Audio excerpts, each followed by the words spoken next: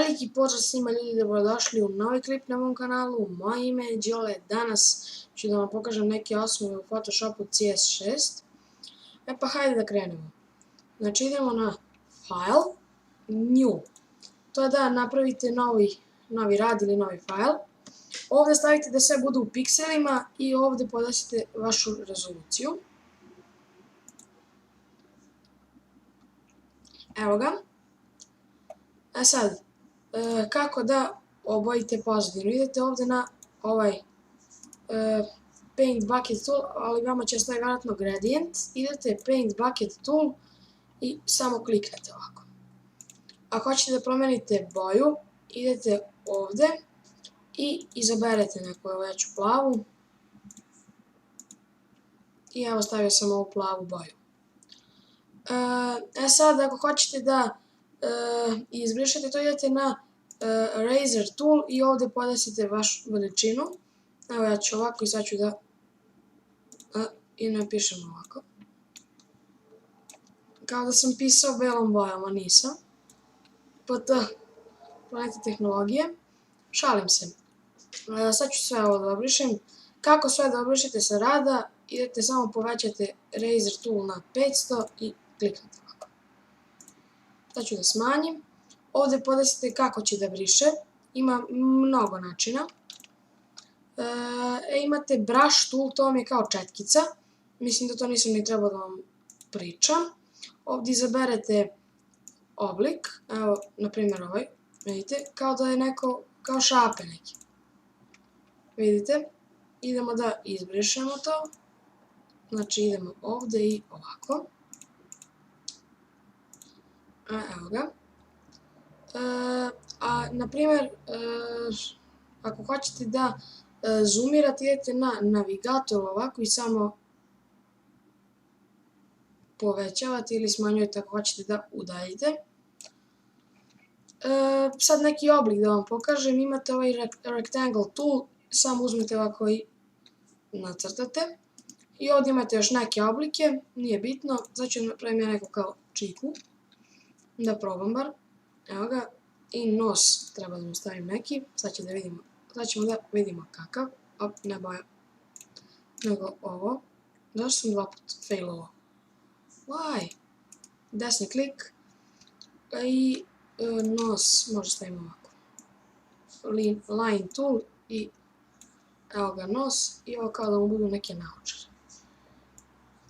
Ovdje spojimo ovako i evo napravili smo nekog čiku, kao, šalim se. Sad, kako da obrišemo sve ovo, to što ima više lera, idete Ctrl i klikćete samo na sve ove lere ovako. Do pozadine idete Delete i nema ničega vidjeti. Sad, na primjer, ako hoćete da selektujete ovog čoveka, samo vidite njegovu glavu, ovako idete na ovdje desni klik i izaberete Magic Wand Tool i kliknete. I sad držite Shift i klikćete ovako. Op, op, op, op. I ako vam negdje ovako ostane, uzmite ih, samo kliknite. I sad idete ovdje da otključamo ovaj layer. Ovako, dva put kliknete, idete OK. I sad idemo samo Delete. I vidite, izbrisali smo pozadinu. Sad ćemo njega da prevučemo ovamo. Znači samo držite levi klik i prevučete ga. Sad vidite, on je prevelik. Kako da ga smanjimo? Malo odzoomiramo. Ctrl-T. Držimo Shift. Ako ne držim Shift, vidite šta se dešava. Malo se krivi slika. Sad, kako da vratite? Ctrl-Alt-Z.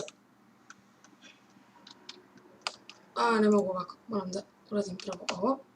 Ctrl-Alt-Z i vidite sad da sam ga vratio. Evo, ponovo moram da ga prebacim. Evo ga. I sad ćemo da ga smanjimo. Znači Ctrl-T. Držite Shift da se ne bi ono desilo i smanjite ga. Sad samo da ga pozicioniram. Ovako. Sad, kako da ga pozicionirate da bude na sredini papira? Malo samo da ga uvećam. Kako da bude sad na sredini papira? Idete Ctrl, kliknete na njega ovako da poplavi i na pozadinu i idete ovdje ovako i ovako. Znači sad je poravnati vertikalno i horizontalno. Znači bukvalno na sredini slike. Sad kako da napravite da je crno-belo, idete image, mora da mu skinemo smart filter, ne, izvinjavam se, image, izaberem layer, tu sam ne glupio, image adjustments, desaturate i vidite sad je crno-belo. Ako hoćete da mu promenite malo ton, idete image adjustments, hue saturation. I idete colorize i ovdje izaberete boju, sad ću da ga poplavim. Evo ga. I vidite, sad je plav.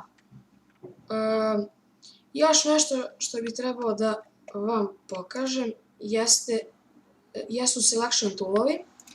Imate ovaj polygonal lasso tool. Znači samo klikćete ovako, sad ćete da vidite, da ga zoomiram. Naprimjer, hoću samo da ovo Ameriku da selektujem, idem op i samo klikćete ovako oko toga što želite. Ali bitno je da ima oštre uglove i evo ga. I sad samo idem desni klik, layer via copy. Layer via copy i ako vam ovo ne treba, izbrišete ga i samo vam je ovo ostalo, vidite. Ups. Ne, pozadine, kako pozadinu da pomerim. Layer. I evo vidite, i sad imam samo grb Amerike.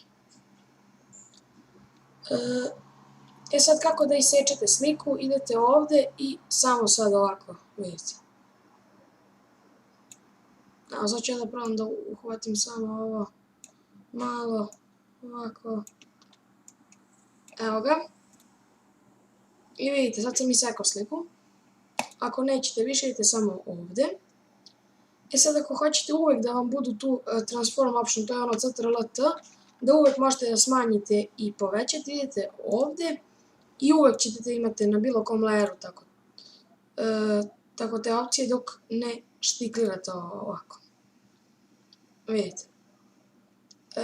Izvinjavam se, pogrešio sam. Ako povećate, morate da idete, ako nećete, ovo je apply, da ostane tako, ako nećete idete samo ovdje. I uvijek ćete ovako da imate, ja to iskreno ne koristim. Sad što se tiče radne površine, vama će kad dobijete Photoshop da bude ovako, po meni ovo ništa ne odgovara, pa ja prebacim na photography i podesim da mi ovdje bude history, vama će da bude historygram tu, a adjustments će da bude ovdje ovako, a history će da bude ovdje. I samo prevucite history ovdje, historygram ovdje i adjustments ovdje, zato što vam treba dosta mjesta da bi bilo pregledno da se layeri vide. I idemo da zoomiramo. Ako hoćete da zamenite ove dve boje, idete samo ovdje. Ovo ovdje da vratite na defaultne boje, to su crna i bela, ili samo kliknete D, sad ćete da vidite, evo ga D, i zamenilo se. X je da promenite redosled boja. I ljudi, ja mislim da bi to bilo to što se tiče ovih Photoshop CS6 osnova.